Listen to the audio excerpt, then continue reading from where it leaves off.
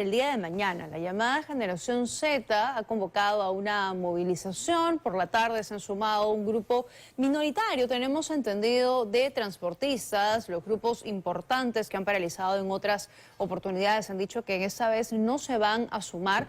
Pero es verdad que lo que están pidiendo, entre otras cosas, es que se deroguen estas llamadas leyes procrimen, que no están sumando, que el mismo presidente Gerí, cuando era congresista, firmó, autorizó, votó, y hoy como mandatario, bueno, me imagino que estará viendo también de reevaluar, ¿no? Sería interesante porque de momento no se ha pronunciado. Le han preguntado varias veces sobre esto y no ha dicho absolutamente nada. A ver, me acompañan en los estudios el general Eduardo Pérez Roches, director general de la Policía, y José Eliche, quien ha ocupado el cargo en el Ministerio del Interior. Gracias a los dos por acompañarnos. Buenas noches. Bienvenidos. A ver, ¿ustedes creen en particular que estas llamadas leyes pro crimen deberían ser reevaluadas? ¿El Ejecutivo debería, digamos, considerar, o el Congreso en tal caso también, hacer una reevaluación porque van en contra de la lucha contra el crimen? ¿Qué piensan? Lo relacionado a lo que se está calificando como leyes que van en beneficio de la criminalidad, en realidad, si uno comienza a analizarlas, tienen su porqué. Y es necesario, efectivamente, que se establezca un tipo de operatividad para que esto se pueda llevar a cabo. ¿Qué es lo primordial? Lo que más llama la atención es el aspecto de las intervenciones que se hacen con orden judicial para, que te digo, incursiones, para lograr pruebas, etcétera. Que ahora, de acuerdo a esta nueva ley, como dice, proclive a la criminalidad, dice que tiene que estar necesariamente el defensor de la persona. En último los casos dice, si no se encuentra el defensor de la persona, se debe pedir un defensor de oficio. ¿Que lo va a dar quién? Justicia. El defensor de oficio solamente te puede trabajar de 8 de la mañana a 6 de la tarde. Imposible, entonces, ¿no? Ese es el inconveniente que se presenta, ¿no? Entonces, si uno comienza a analizar, es cuestión solamente de ajustar, pero no tampoco decir, oye, elimínelo. Ya. Porque Pero sí habría que hacer por lo menos una evaluación en algunos de todas puntos. maneras, como dice, se dan las disposiciones, esas disposiciones hay que ver el cómo ejecutarla y sobre todo para que exista celeridad. Y lo primero, la evidencia, que es lo primero que recoge la policía, con el aspecto probatorio ya se convierte en algo que efectivamente va a permitir que se determine a los autores, que esto es lo que está fallando actualmente. ¿Qué piensa, señor? Bueno, leyes sobre los temas a que se refieren cuando hablan de leyes pro crimen deberían ser elaboradas, adecuadamente debatidas en profundidad, ¿no? y ser aprobadas, digamos, con el apoyo, con el concurso de verdaderamente expertos en el tema. Yo creo que como ya están vigentes, y a mí me preocupa mucho la de tipicidad de crimen organizado, que creo que es quizás la central de todas, pero todas son importantes, pero sí cada una de estas leyes hace referencia a temas que es importante debatir a fondo, ¿no? Porque nuestra justicia no camina bien, nuestro Ministerio Público está en problemas, la Policía Nacional también, es decir, todo el sistema de justicia está en problemas. Entonces lo que hay que hacer es sí, revisarlas, en algunos casos derogar algunos aspectos de algunos contenidos de estos cuerpos normativos y hacer bien las cosas en el sentido de legislar de modo tal que podamos tener un sistema de administración de justicia, ¿no? Y bueno, ahí estamos hablando Código Penal, tipo penal para crimen organizado. En el caso de la parte procesal, igual, ¿no? A lo que se ha referido el general.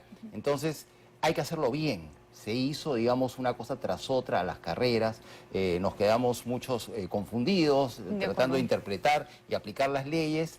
Hay rebeldía por parte de los órganos de la Administración de Justicia para aplicarlas por el control difuso, ¿no? Y tienen razón, o sea, los mejores profesionales, los mejores, digamos, cultores en la materia jurídica debían estar en ese debate de no han sido reforma. convocados, Sí. y hoy eso amerita definitivamente una revisión. Vamos a escuchar al presidente del Congreso, el señor Rospigliosi, que ha emitido hoy un mensaje, un video acompañado de jefes policiales hablando de lo que va a ocurrir el día de mañana. Dice que ha recibido información de que habrían manifestaciones que se podrían convertir violentas y que la policía debería responder. Escúchalo. Hay la información de que algunos de estos manifestantes van a tratar de ejercer también actos de violencia contra la policía, contra los locales públicos y locales privados, como ha ocurrido hace un mes. Y no se puede tolerar que la policía vaya inerme a recibir pedradas, pirotécnicos y todo tipo de objetos contundentes y queden como la otra vez 80, 90, 100 policías heridos. La policía tiene que actuar con toda energía para reprimir a estos manifestantes violentos. Si atacan a la policía están cometiendo un delito y son delincuentes. A ver, ¿cómo se puede actuar en este caso para que lo último que hemos vivido, la última gran manifestación del 15 de octubre, no termine de esa manera con un chico fallecido, con policías heridos y civiles también, jóvenes que fueron a protestar tranquilamente y que terminaron afectados por toda esta situación? Es que lamentablemente no se está cumpliendo lo que dice la Constitución.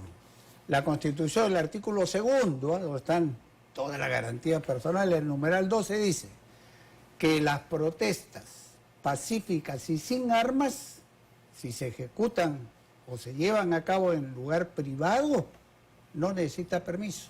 ¿Te acuerdas lo que pasó en Chorrillos?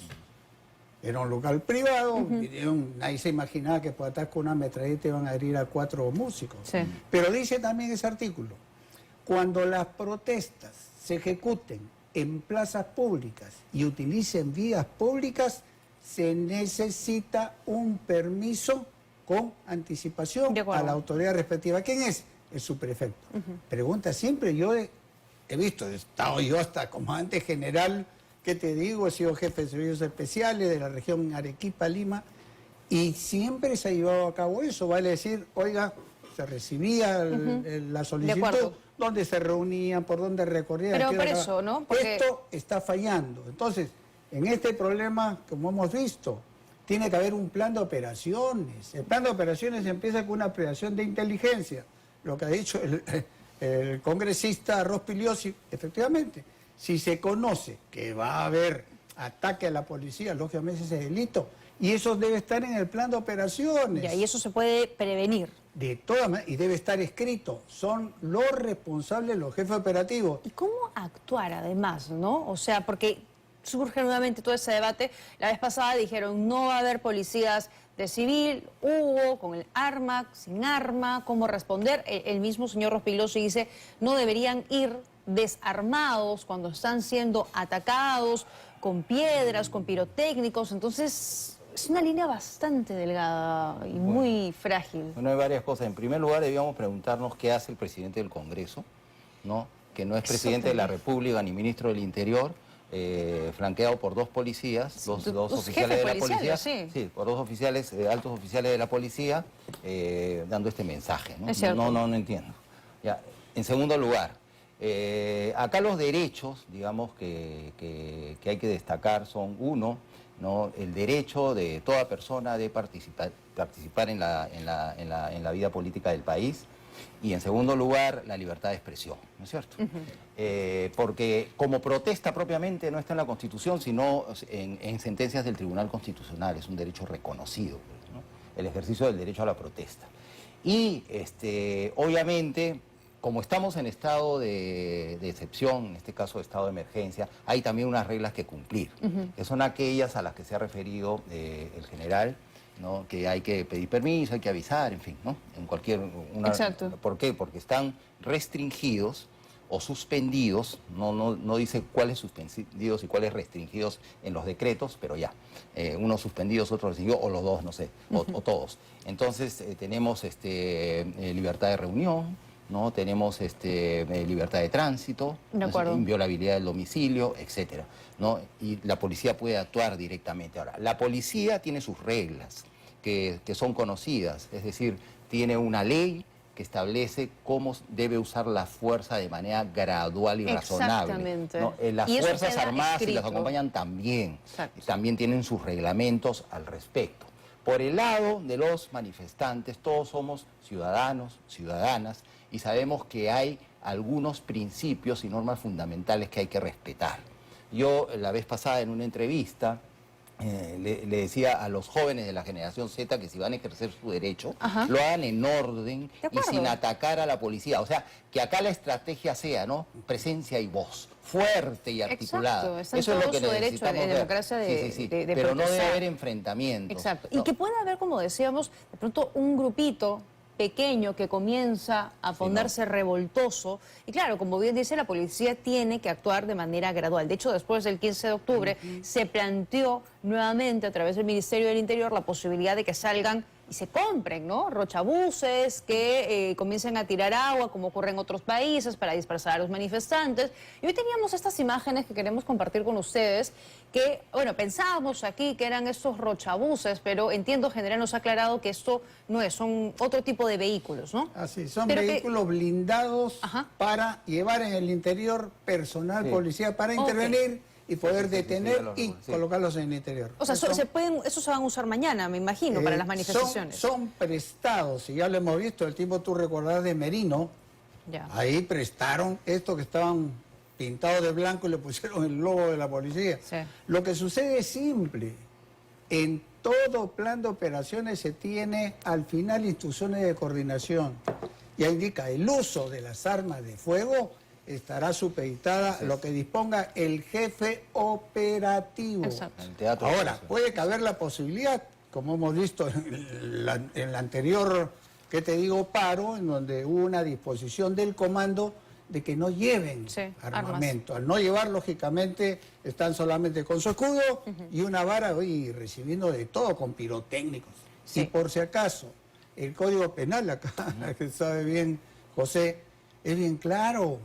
Dice, señor, está exento de responsabilidad del personal de la Policía Nacional y Fuerza Armada que en uso reglamentario de sus funciones, si está en peligro su vida De acuerdo. o de cualquier civil, puede hacer uso del arma de fuego privando de la vida o ocasionando heridas. Pero lamentablemente esto no se está ejecutando, lamentablemente. Voy a una rápida pausa, regreso con ustedes, porque el ministro del Interior ha hablado de limpiar a la policía. Ha dicho que sí, eso se debe hacer, una reforma integral. La pregunta es si esto es viable al corto plazo o es más un mensaje político. Con eso regresamos.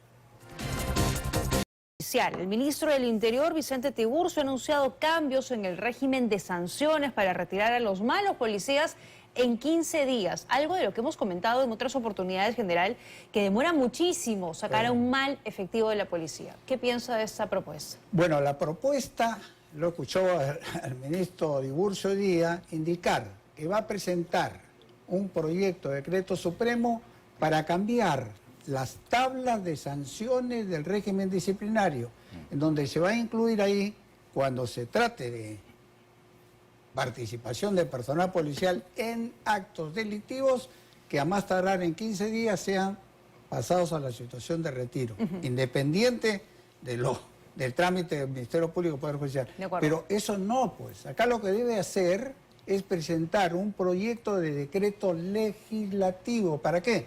Para cambiar la ley del régimen disciplinario.